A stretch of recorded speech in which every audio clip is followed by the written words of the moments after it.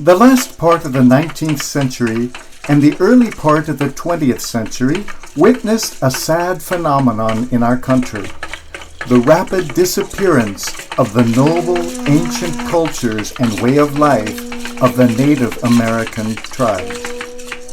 At the same time, another phenomenon, an exciting one, was coming into its own, and that was the development of the art of photography.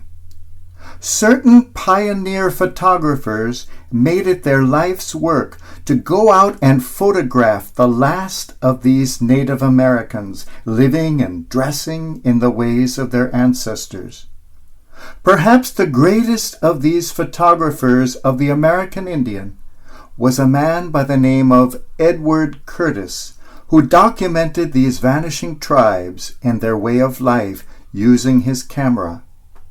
Beginning in 1900 and continuing over the next 30 years, he took over 40,000 images, recording rare ethnographic information from over 80 American tribal groups, from the Eskimo and the Inuit way up north, all the way down to the Hopi people of the Southwest.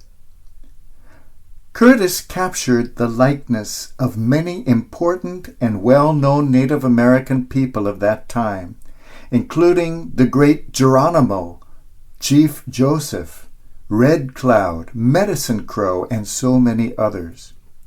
Even now, a century later, his collection is the most extensive documentation of its kind. The native people were fascinated when they saw that they were captured on this piece of paper or cardboard called a photograph. They knew they weren't really there. They were still standing here. But they saw it as their shadow captured on that paper. And they christened Curtis the shadow catcher. What an interesting concept, to catch a shadow. In the shadows is not usually somewhere we like to be.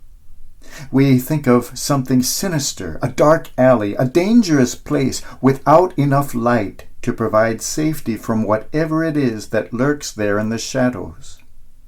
And being in the shadow of someone else means that we are overlooked while they get all the credit. We need only to think of Bette Midler's song, "It must have been cold there in my shadow."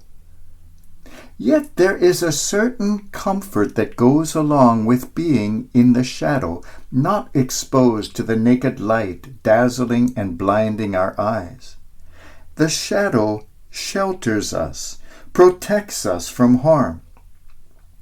I remember years ago in Spain, I attended the one and only bullfight I ever watched.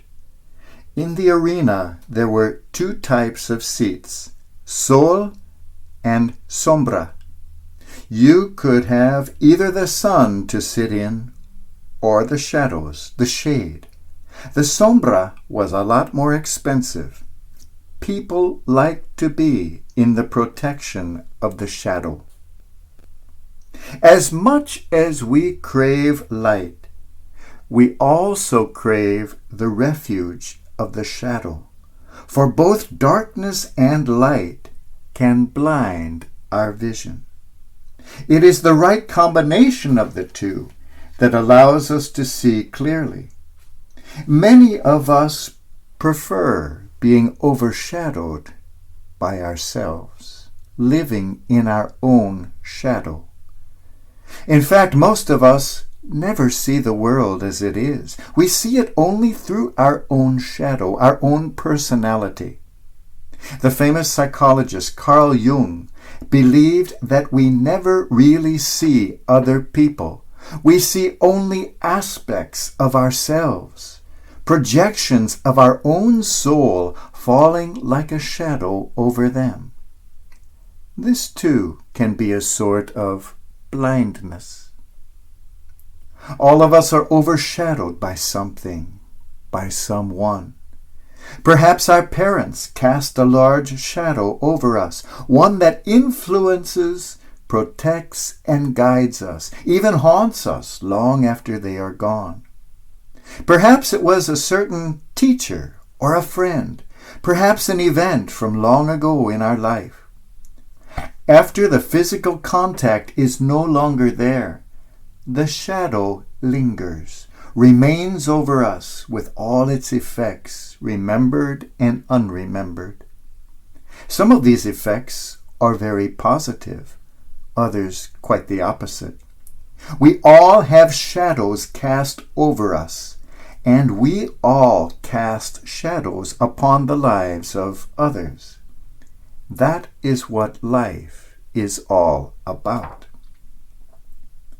There is a powerful shadow over each one of us, one that we may choose to seek or try to run away from, and that is the shadow of God. What a comfort, what a protection it offers us as we pray in the psalm. The one who dwells in the shelter of the Most High will abide in the shadow of the Almighty. And what an eye-opening challenge to the dazzling, enticing artificial lights of lesser things, which are constantly blinding our eyes to the reality. If you don't think they exist, go to Vegas, and you will see all those artificial play lights, so bright that it looks like noon when it is really midnight. Those are not real lights at all. They can entice us from what is real in our life. The shadow of God is an awesome force, powerful enough to bring the divine into the human world. The words spoken to Mary changed the course of her life and changed the course of the world. The power of the Most High will overshadow you. This was the power of the Incarnation, the power of the first Christmas, the power that has not ceased casting its wonderful shadow over the world in which we live. Mary allowed herself to be overshadowed by God. In her humility, she did not care about casting her own shadow. She desired only to cast the shadow of God. And God came to be born, casting the greatest shadow ever seen on earth. Let us too allow God to overshadow us. Let us become the shadow catcher of God. Let us too, each in our own unique way, cast God's shadow on the world.